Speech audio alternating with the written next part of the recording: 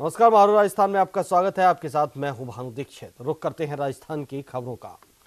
राजस्थान का 15वीं विधानसभा सत्र सोमवार सुबह 11 बजे तक के लिए स्थगित कर दिया गया। आज किसानों के संपूर्ण कर्ज माफी को लेकर सदन में हंगामा देखने को मिला, तो वहीं सीएम गहलोत ने कहा कि मुद्दे का राजनीतिकरण विपक्ष न करे।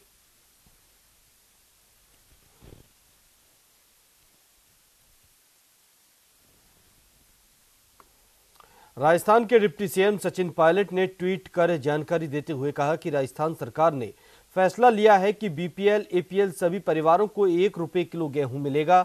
वहीं इससे पहले सिर्फ बीपीएल को ही मिलता था। अब इस फैसले से प्रदेश के 94 लाख परिवारों को लाभ मिलेगा।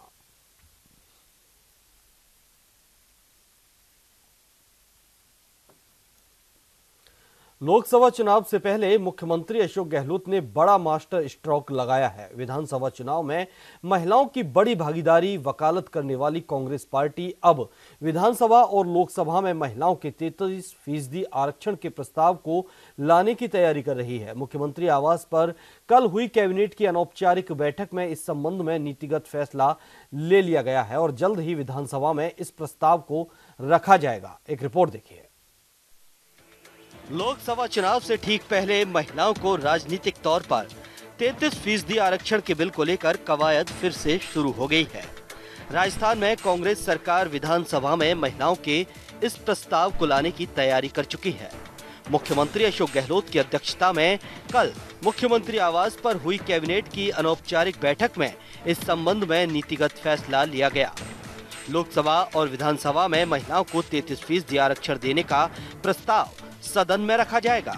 मुख्यमंत्री अशोक गहलोत ने मीडिया से बातचीत करते हुए कहा, राहुल गांधी जी चाहते हैं कि जिस प्रकार से लोकसभा और विधानसभाओं के अंदर 33% आरक्षण की बात जो सोनिया गांधी जी ने उठाई है और लगातार संघर्ष करते करते आखिर में लोकसभा में पास भी हो गया बिल और राज्यसभा में अटका हुआ है। वो चाहते हैं कि जो कांग्रेस शासित राज्य हैं वहाँ की विधानसभाएं भी प्रस्ताव पास करें। तो कल हमने नीतिगत फैसला किया कि हम इसको प्रस्ताव पास करने की प्रक्रिया शुरू कर लें और प्रस्ताव पास करें। वहीं राजस्थान प्रदेश कांग्रेस के अध्यक्ष और मुख्यमंत्री सचिन पायलट का भी मानना है कि कांग्रेस हमेशा से राजनीतिक और सामाजिक तौर पर महिलाओं की भागीदारी की वकालत करती रही है। अब राहुल गांधी की मंशा के अनुरूप राजस्थान में सरकार में इस दिशा में कदम उठाया जाएगा। का बड़ा पुराना स्टैंड है और हम लोग जब सत्ता में थे केंद्र में तब भी हम लोगों ने ये बिल सदन में लेकर आए थे कि महिलाओं को एक आरक्षण मिलना चाहिए विधानसभा लोकसभा के अंदर। और सोनिया गांधी जी तो पूरी तरह कमिटेड रही हैं इस इशू को लेकर बहुत लंबे अरसे तक। और अब कांग्रेस अध्यक्ष जी ने राहुल गांधी जी ने कहा है जहाँ हमारी सरकार है कम से कम वहाँ पर हम इसको आगे लेकर जाएँ। और भाजपा की सरकार पूर्ण बहुमत की सरकार है, 5 साल तक तमाम तरह के संशोधन कर चुके हैं संविधान में, लेकिन इस मोटे मुद्दे पर उनका जो दोहरा चेहरा है वो सामने आया है। 5 साल तक लगातार सोनिया गांधी जी राहुल गांधी जी लिखते रहे कि इस 1/3 के आरक्षण को हम कारगर साबित करें, लेकिन कर नहीं पाए हैं क्योंकि मंशा नहीं है। लेकिन जहां जैसे पंजाब में ऐसा हुआ है और राजस्थान में हम लोग चाहते हैं। कांग्रेस सरकार की मंशा है कि राजस्थान में ये प्रस्ताव पारित कर गेंद केंद्र के पाले में डाल दी जाए। निश्चित तौर पर कांग्रेस का ये कदम सराहनीय है। इस प्रस्ताव के जरिए कांग्रेस महिला वोटर्स को लोकसभा चुनाव में अपनी तरफ करने के साथ साथ एक मुद्दे के तौर पर भी लोकसभा चुनाव में इसे भुनाने का पूरा प्रयास करेगी।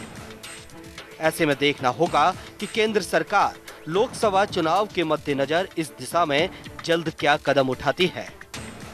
न्यूज इंडिया के लिए जयपुर से संवाददाता रहमतुल्लाह खान की रिपोर्ट।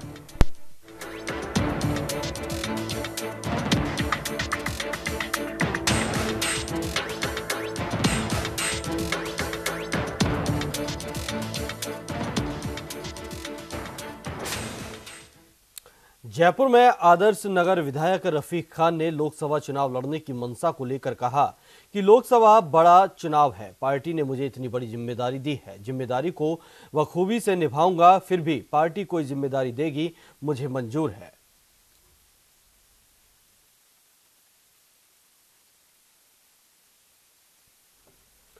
दिल्ली रोड स्थित निम्स विश्वविद्यालय में जैन सोशल ग्रुप जयपुर के सौजन्य से निम्स विश्वविद्यालय के national institute of medical sciences and research को 96 वर्षीय स्वर्गीय जसवंत सिंह पारख ने देहदान किया। उन्होंने अपनी मौत से पहले देहदान का ऐलान किया था।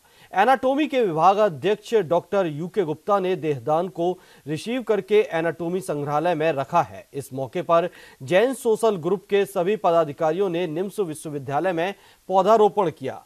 जैन सोशल ग्रुप जयपुर के अध्यक्ष कमल सचेती ने कहा कि हमारा संगठन 1986 से लगातार देहदान का कार्य करता आ रहा है। हम निम्स विश्वविद्यालय राजस्थान को मेडिकल कॉलेज के स्टूडेंट्स की प्रयोगशाला के लिए 8 देहदान कर चुके हैं। इस दौरान संगठन के सभी सदस्य और स्वर्गीय जसवंत सिंह पारख के परिजन भी मौजूद थे।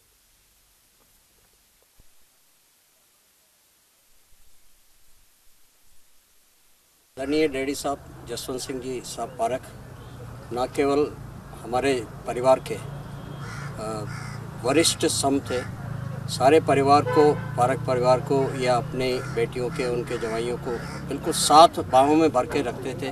और उन्होंने जो टीचिंग हमें दी है ज़िंदगी जीने के लिए, वो हमारे लिए अमूल्य संपत्ति है। हम उसको आगे बढ़ाएंगे। मैं इस पुण्य आत्मा श्रीमान जसवंत सिंह साहब पारख की भतीजी हूँ। मेरे बड़े पापा है।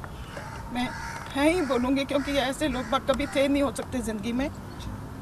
इनसे जो संस्कार हम लोग को मिले हैं, हम चाहेंगे कि यही संस्कार हमारी जो आने वाली पीढ़ी, स्पेशली द बडिंग डॉक्टर्स जो इनके इस बॉडी से बहुत कुछ सीखने जाने वाले हैं, वो एक ह्यूमैनिटी को सर्व करें।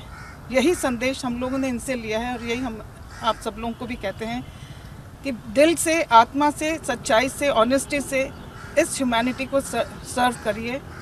वही इस जन्म का सही आधार होगा। मेरा नाम कुलदीप पारख है।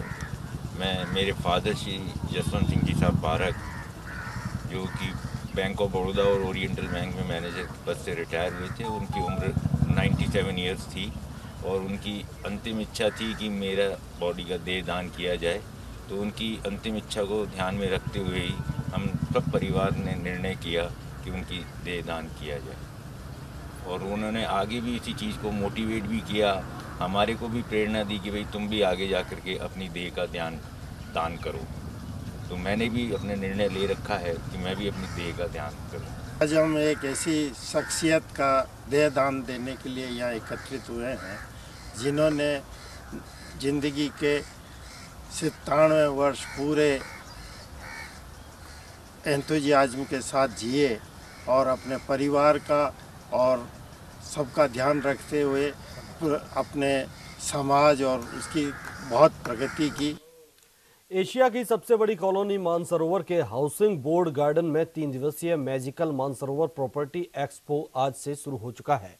इसमें मंगलम और संकल्प सहित कुल 23 बड़े बिल्डर्स भाग लेकर किफायती कीमत पर घर खरीदने का सुनहरा अवसर दे रहे हैं। रियल एस्टेट के इस मंदी के दौर में सभी बिल्डर्स का अनुमान है कि शनिवार और रविवार को सबसे अधिक बिक्री करने को मिलेगी। रेस्पॉन्स काफ़ी अच्छा आने लगा है। पिछले 3 से 4 महीने में काफ़ी अच्छा रेस्पॉन्स है और इनफैक्ट हमने काफ़ी यूजर्स को प्रॉपर्टी दी भी है।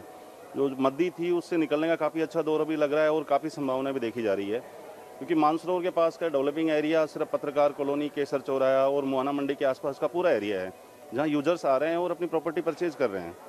तो काफ़ी अच्छा है, माहौल काफ़ी अच्छा बना है और होप की काफ़ी अच्छा ही रहेगा। अब जो मार्केट है ये साल 2019 काफ़ी बढ़िया जाने वाला है। हमारे प्रोजेक्ट पे मंदी का ऐसा कोई असर नहीं है और हमारे ये जो स्टॉल लगा इससे भी पिछली बार लगाया उससे बहुत अच्छा असर आया हमें।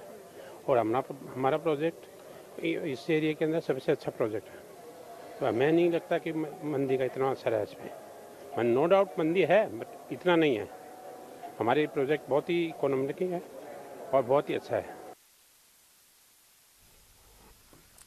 निरंतर बढ़ते ऑनलाइन शॉपिंग के दौर में कई जगह ऐसी भी हैं जहां लोगों में खरीदारी का क्रेज उतना ही बरकरार है जैसा कई साल पहले हुआ करता था। पिछले 40 सालों से हर सर्दियों में जयपुर में आयोजित हो रहे तिब्बतीय बाजार में आज भी लोग भारी संख्या में आकर सर्दी के स्वेटर, शॉल जैसी कई चीजें खरीदते हैं। इसकी सबसे खास बात यह है कि यहाँ एक छत के नीचे 200 से अधिक दुकानें हैं, जिसके चलते लोगों को अनेकों वैरायटी देखने को मिलती हैं। वहीं तिब्बती बाजार की अध्यक्ष से बातचीत के दौरान उन्होंने बताया कि पिछले 40 वर्षों से उनका एक भाव जो लोगों से जुड़ा हुआ है वो आज भी बरकरार है।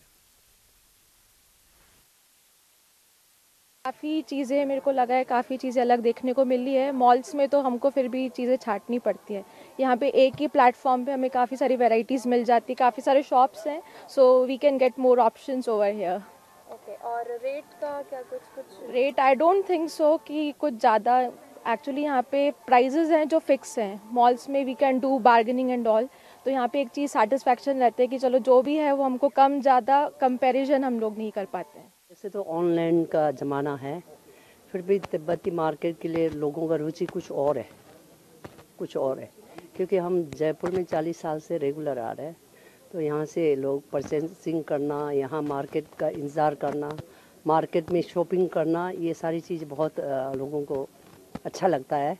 यहाँ का कलेक्शन कुछ और मिलेगा, नंबर 1। नंबर 2 जो है, जो मेंस वीमेंस किड्स हर आइटम जो है इस 250 दुकान में मिल जाता है, तो इसलिए यहाँ के निवासी लोग काफ़ी तिब्बती मार्केट को विश्वास भी करते हैं और इस मार्केट में आना लोगों के लिए कुछ और रुचि लेते हैं। जयपुर में लोकसभा चुनाव को लेकर कांग्रेस की बैठक आयोजित की गई। बैठक मुख्यमंत्री में अशोक गहलोत, उप मुख्यमंत्री सचिन पायलट, सह प्रभारी तरुण कुमार, कांग्रेस की वरिष्ठ नेता गिरिजा व्यास, लोकसभा प्रभारी मंत्री समेत सभी लोकसभा क्षेत्र के विधायक मौजूद रहे। इस दौरान लोकसभा चुनाव को लेकर फीडबैक भी लिया गया।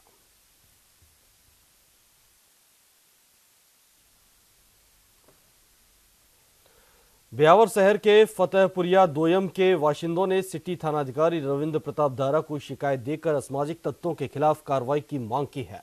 ग्रामीणों का आरोप है कि असामाजिक तत्व आए दिन चौराहे पर बैठकर शराब का सेवन करते हैं और महिलाओं से भी अभद्रता करते हैं, जिसके चलते ग्रामीणों ने शिकायत की है।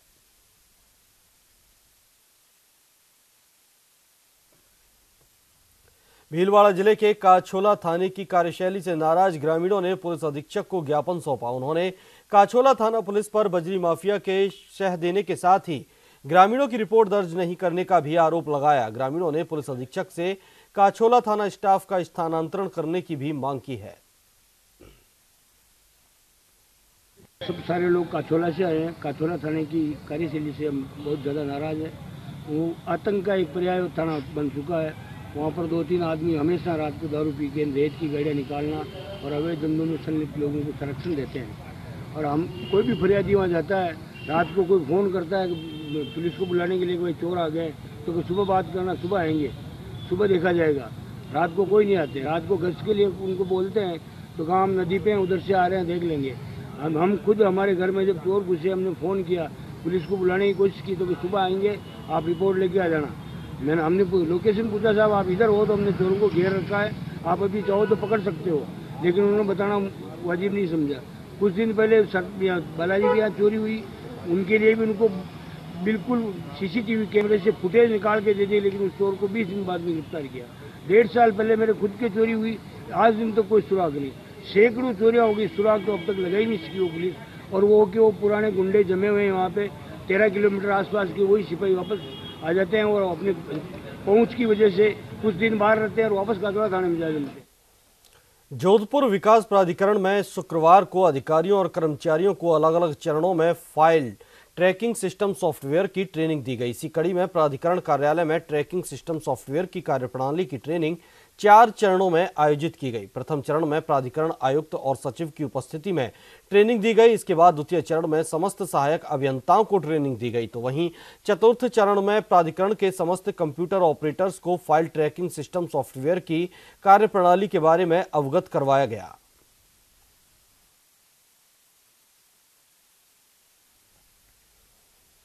चिकित्सा एवं स्वास्थ्य राज्य मंत्री डॉक्टर सुभाष गर्ग भरतपुर के दौरे पर रहे। इस दौरान उन्होंने शहर के सर्किट हाउस में जन सुनवाई कर लोगों की शिकायतें सुनी, जिसमें लोगों ने डॉक्टर गर्ग के समक्ष पेयजल, विद्युत और खाद्य सुरक्षा में नाम जुड़वाने सहित कई परिवाद पेश किए। साथ ही लोगों ने अपनी जमीनों पर अवैध कब्जों को लेकर डॉक्टर गर्ग को ज्ञापन भी सौंपा, जिस पर चिकित्सा मंत्री ने गंभीरता दिखाते हुए अधिकारियों को समस्या समाधान करने के आवश्यक दिशा निर्देश दिए। इस दौरान SDM पुष्कर मित्तल सहित कई प्रशासनिक अधिकारी भी मौजूद रहे।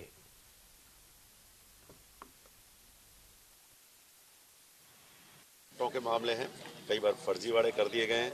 दूसरा सड़क निर्माण का मामला है। तीसरा CFCD को लेकर के जो इशू है उस पर हम आज एक बैठक भी करेंगे, उसकी भी बात है। चौथा एक अड्डा जो नगला है गांव, उसका रास्ते का मामला है, जो आर्मी के पॉइंट ऑफ व्यू से उसको भी मैं दौरा करने जा रहा हूँ कार्य उसका स्थल का, कि वहाँ क्या स्थिति है, क्या इनको वैकल्पिक रास्ता हम बता सकते हैं।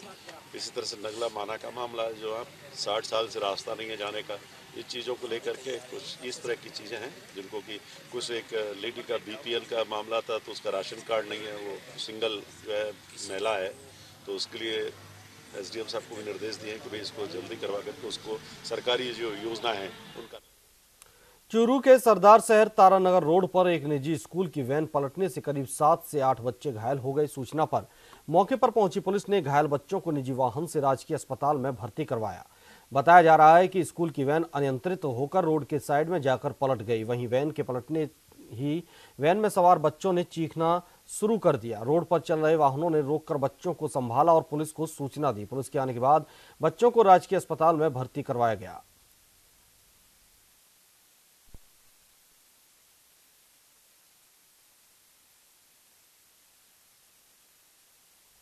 पाली शहर के नया गांव रोड स्थित नेत्र चिकित्सालय की गलती से एक महिला की आंखों की रोशनी चली गई, जिसके बाद मामले में सुनवाई नहीं होने को लेकर परिजनों ने जमकर बवाल काटा और पीड़ित महिला को न्याय दिलवाने की मांग की।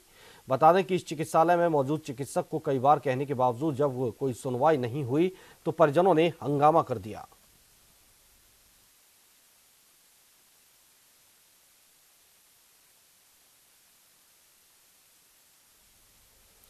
प्रदेश में प्रस्तावित 3 नए ड्रग टेस्टिंग लैब को यथाशीघ्र प्रारंभ कर औषधियों के लंबित नमूनों की पेंडेंसी को दूर किया जाएगा। इन तीनों प्रयोगशालाओं के प्रारंभ होने के बाद औषधि नियंत्रण अधिकारियों के सैंपलिंग का लक्ष्य बढ़ाकर 10 प्रतिमाह किया जाएगा। माना जा रहा है कि ऐसे में ड्रग जांच का दायरा घटने के बजाय बढ़ेगा और प्रदेश की आम आवाम को गुणवत्ता युक्त दवाएं मिलेंगी। दरअसल औषधि नियंत्रक संगठन विभाग की ओर से हाल ही में एक आदेश जारी किया गया, जिसमें जयपुर स्थित ड्रग टेस्टिंग लैब पर काम का दबाव बताकर 3 महीने के लिए फील्ड अधिकारियों के जांच के टारगेट में कटौती कर दी।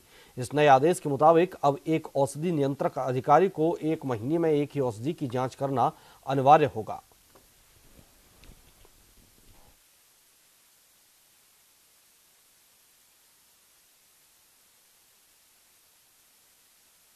आज ही मेरे नोटिस में आया है और इस बात को मैंने इंस्ट्रक्शंस जारी कर दिए हैं कि ये क्यों हो रहा है।